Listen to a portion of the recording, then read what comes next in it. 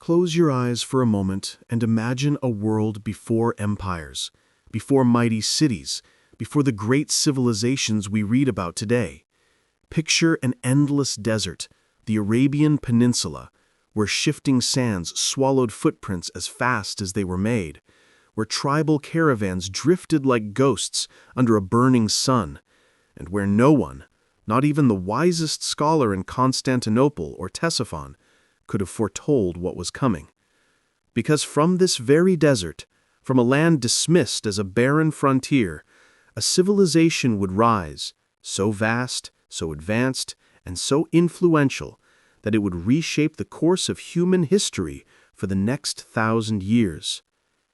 Tonight, you and I are going on a journey through that rise, a journey through faith, power, triumph, and tragedy. A journey through golden ages filled with scholars and visionaries, and through dark nights when cities burned, dynasties crumbled, and worlds that once felt eternal disappeared in a single generation. This is not just a timeline, this is the story of Islamic civilization as you've never heard it before. From the birth of a man in Mecca who would change the spiritual landscape of humanity, to the meteoric expansion of empires that swallowed continents. From the brilliance of Baghdad's House of Wisdom to the ashes left behind by Mongol flames. From crusader armies marching under the sign of the cross to the unstoppable rise of Saladin. And from the desert warriors who became sultans to the mighty Ottomans who would stand as the last caliphate on earth.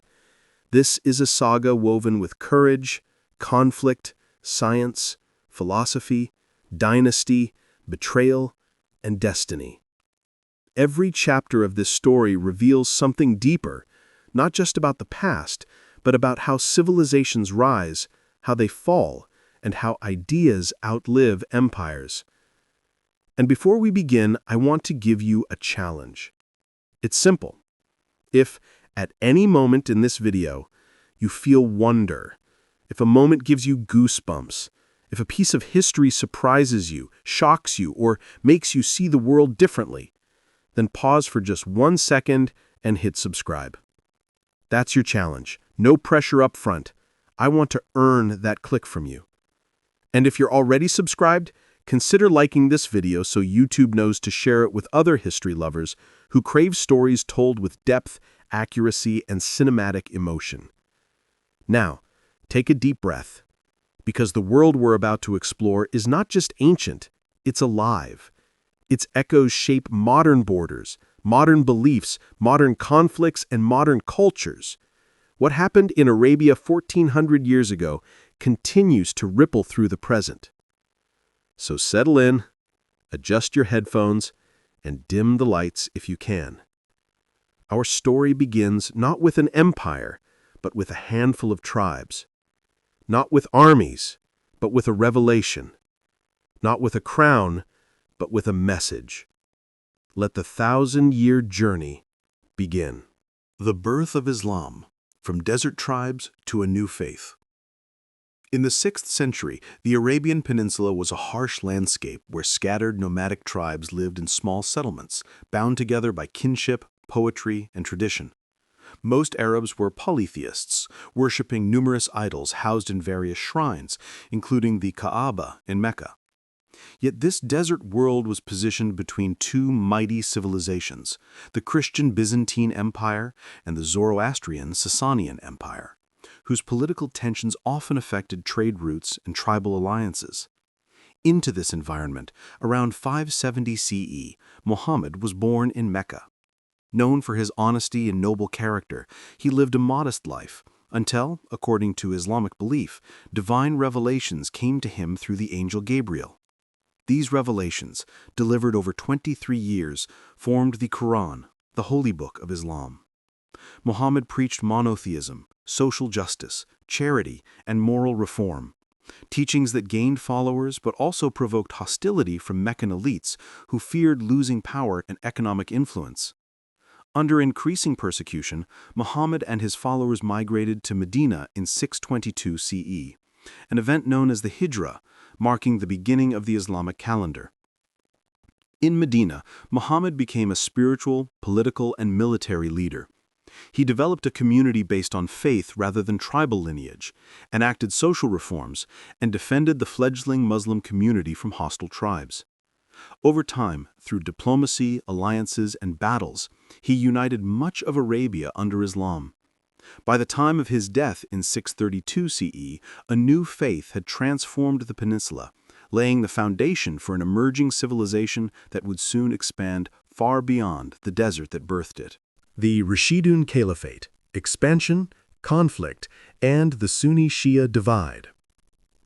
After Muhammad's death, the young Muslim community faced a critical challenge, determining who would lead the religious, political, and military affairs of the rapidly growing faith. Leadership passed to Abu Bakr, the Prophet's close companion, who assumed the title of Caliph, meaning successor. Under his rule, tribal rebellions were suppressed and unity restored. His successor, Umar ibn al-Khattab, oversaw extraordinary military conquests that dismantled the Sasanian Empire and seized large territories from Byzantium, bringing Iraq, Syria, Egypt, and Iran under Muslim control. These expansions brought wealth, administrative complexity, and new cultural interactions. The third caliph, Uthman ibn Affan, standardized the Quran, ensuring its preservation, but faced growing discontent due to accusations of nepotism. His assassination triggered deep internal divisions. The fourth caliph, Ali ibn Abi Talib, fought civil wars against rival factions, most notably Muawiyah of Syria. Ali's supporters believed he was the Prophet's rightful heir due to his close kinship, forming the roots of what would become Shia Islam. Those who upheld the legitimacy of the earlier caliphs would later form Sunni Islam. Ali's assassination and the turmoil that followed permanently solidified this divide. Despite lasting only 30 years, the Rashidun period laid the foundations of governance, law, taxation, and military organization, while expanding Islam at a pace unmatched in history. Yet it also introduced political conflicts that would echo across the Islamic world for centuries. The Umayyad Empire, dynastic rule and global expansion. With the death of Ali, leadership shifted to Muawiyah, founder of the Umayyad dynasty, which ruled from Damascus for nearly a century. This marked a transition from elective caliphate to hereditary monarchy. Under Umayyad rule, administrative systems expanded, coins were minted, Arabic became the language of government, and a powerful centralized state emerged. The Umayyads continued large-scale conquests, creating one of the largest empires in history, from the Iberian Peninsula in the west to Central Asia in the east. The spread of Islam accelerated, merging Arab culture with diverse peoples and traditions. Notable achievements included the construction of the Dome of the Rock in Jerusalem under Caliph Abdel-Malik, symbolizing both religious devotion and imperial power. Yet internal problems persisted. Non-Arab Muslims sought equal rights, tribal rivalries intensified, and political opposition grew. The most traumatic event was the death of Hussein, son of Ali, at Karbala in 680 CE, an event that deepened Shia identity and remained central to its religious memory. Coups, civil wars, and dissent gradually weakened the dynasty. Eventually, the Abbasid movement, supported by non-Arabs, Shias, and other marginalized groups, launched a revolt. In 750 CE, they defeated the Umayyads in a sweeping revolution, massacred most of the ruling family, and shifted the Islamic world toward a new era centered at Baghdad rather than Damascus. The Abbasid Golden Age: Science, Culture, and Fragmentation. The Abbasids rose to power with promises of justice, equality, and reform. They relocated the capital to Baghdad, a city they built near the Tigris River. Soon, Baghdad became the intellectual and economic heart of the Muslim world, renowned for its libraries, markets, and scholarly institutions. The Abbasids encouraged translation of Greek, Persian, and Indian works into Arabic, sparking immense advances in science, medicine, mathematics, philosophy, and literature. This era, spanning roughly the 8th to 10th centuries, is often called the Golden Age of Islam.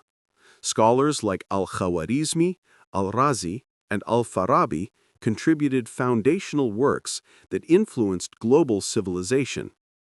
Caliph Harun al-Rashid and his son al-Mamun fostered this cultural renaissance, making Baghdad a beacon of learning.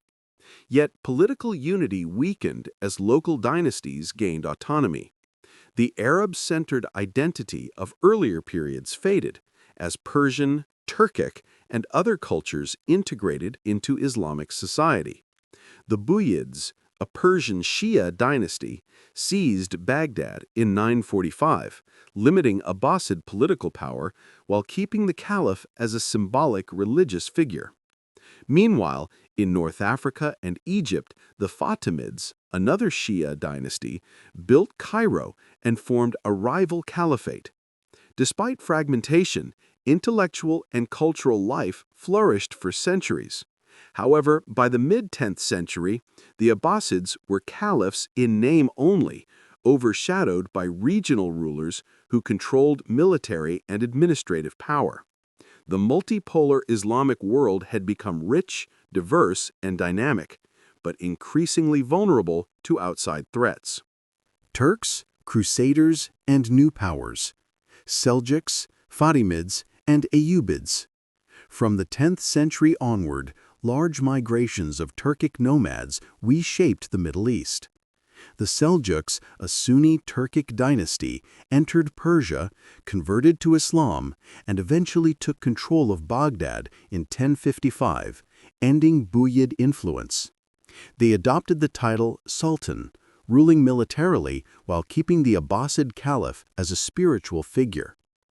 Under Seljuk leadership, Sunni institutions regained prominence, and the empire expanded into Anatolia after the decisive victory of the Byzantines at the Battle of Manzikert in 1071. This opened the door for Turkic settlement, transforming the region demographically and culturally.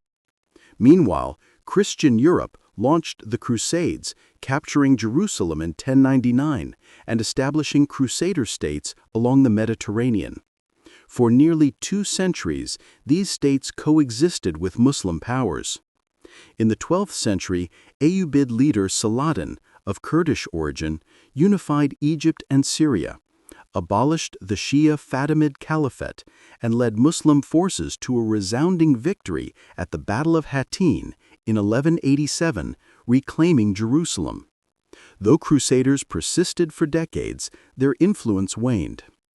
During this period, Islamic political authority remained divided among Seljuks, Ayyubids, and other regional rulers. Yet the period also witnessed political renewal, military reforms, and cultural achievements, laying the groundwork for future powers. Mongol devastation and Mamluk resistance. The 13th century brought unprecedented upheaval. The Khwarezmian Empire, which controlled Persia and Central Asia, made the fatal mistake of killing Mongol envoys. In retaliation, Genghis Khan's armies launched a devastating campaign, destroying cities and annihilating populations.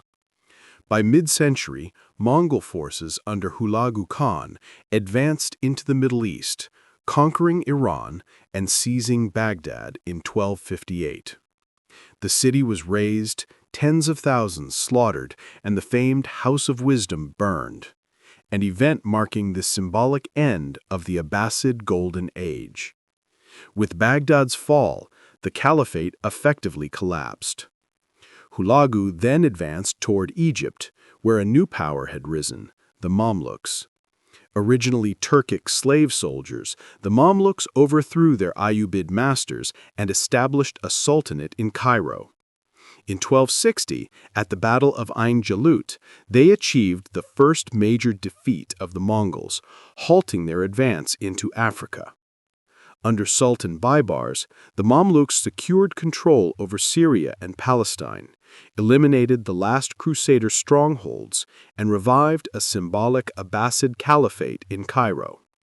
Meanwhile, Mongol territories fragmented into regional dynasties, such as the Ilkhanate, which later embraced Islam and blended Persian and Mongol cultures. The Timurids followed, combining conquest with artistic and architectural brilliance. Despite turmoil, the region saw cultural renewal even as political instability persisted. The rise of the Ottomans, the last great Islamic empire. In the late 13th century, a small Turkic principality in northwestern Anatolia, led by Osman, began expanding into Byzantine lands. Over generations, this principality evolved into the Ottoman Empire. The Ottomans combined military innovation, strategic alliances, and efficient administration. Their greatest triumph came in 1453, when Sultan Mehmed II captured Constantinople, ending the Byzantine Empire and transforming the city, renamed Istanbul, into a thriving imperial capital. In the 16th century, Sultan Selim the Grim expanded Ottoman territory into the Middle East, defeating the Mamluks and taking control of Mecca, Medina, and Cairo. By claiming the Caliphate, Selim positioned the Ottoman sultans as leaders of the Sunni Muslim world. Under Suleiman the Magnificent, the empire reached its peak, spanning 3 continents and embodying a rich blend of Turkish, Arab, Balkan, and Anatolian cultures. To the east, the Shia Safavids established a powerful state in Persia, while the Mughals built a vast Muslim empire in India. These 3 gunpowder empires dominated the early modern Islamic world.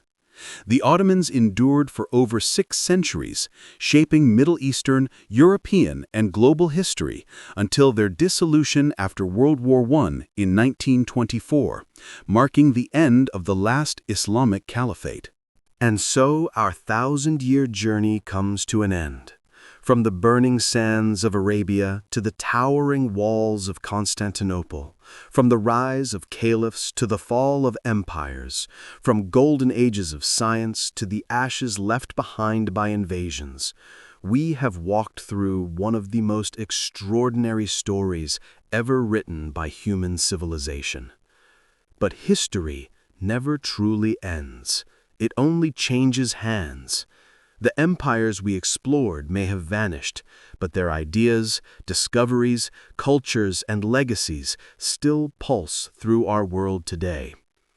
If you made it here to the end, let me tell you something. You're different from most viewers. You're someone who stays curious, someone who loves depth, someone who appreciates history not as dates and battles, but as the living heartbeat of humanity. And that's why I want to give you a personal challenge right now. If this journey moved you, if a single moment gave you goosebumps, if you learned something new or saw the world from a new angle, then take 1 second, just one, and hit the subscribe button. Not because I asked you to, but because you want more journeys like this. More forgotten stories, more civilizations rising and falling, more mysteries, more legends, more truths hidden beneath the dust of centuries. And if you're already subscribed, you are the backbone of this channel. Help this video reach more curious minds by liking it, commenting your favorite moment, or telling me which civilization you want to explore next. Your engagement is what keeps videos like this alive. As we close this chapter, remember this: empires fade, cities crumble, sultans, caliphs, kings, and conquerors all return to dust. But knowledge, stories, and the quest to understand our past, that never dies. Thank you for watching. Until our next journey, sleep well, dream deep, and let history whisper its secrets.